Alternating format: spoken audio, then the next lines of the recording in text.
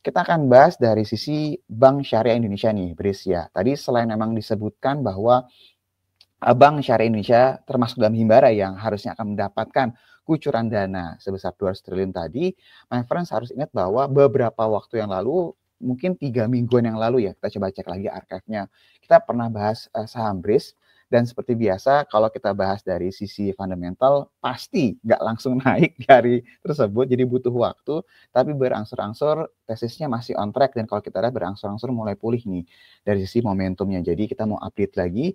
Selama ini mungkin kita hanya fokus BRIS yang berhubungan dengan penyaluran kredit aja yang sifatnya penyaluran kredit seperti layaknya bank-bank konvensional ya. Tapi ini di syariah ya. Tapi my friends harus ingat bahwa ketika momentum harga emas terus melanjutkan kenaikan, bank ini salah satu yang akan diuntungkan ya. Jadi kalau misalnya my friends lihat, ini berdasarkan keterbukaan informasi di materi public expose-nya BRIS. Saya langsung lompat aja nih ke halaman 18.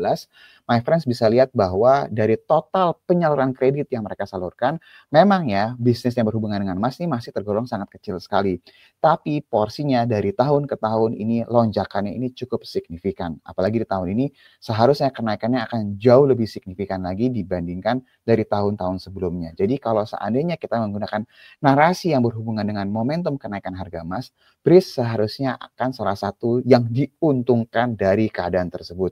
Dan baik lagi my friends, ini mungkin narasi udah lama nggak dibahas-bahas lagi, tapi ingat ya my friends, BRIS ini adalah yang masuk menjadi bullion bank di Indonesia, ya jadi semua yang berhubungan dengan aktivitas perdagangan emas, ya baik beli, jual, terus juga kredit yang berhubungan dengan emas, juga nanti dan juga bisa digadaikan juga emasnya, BRIS akan menjadi salah satu yang akan diuntungkan dari momentum ini. Nah, kalau melihat dari tadi, ya yang berhubungan dengan suntikan 200 triliun, dan juga kita lihat momentum pergerakan harga emas, seharusnya momentum positif ini harusnya bisa berlanjut untuk saham BRIS.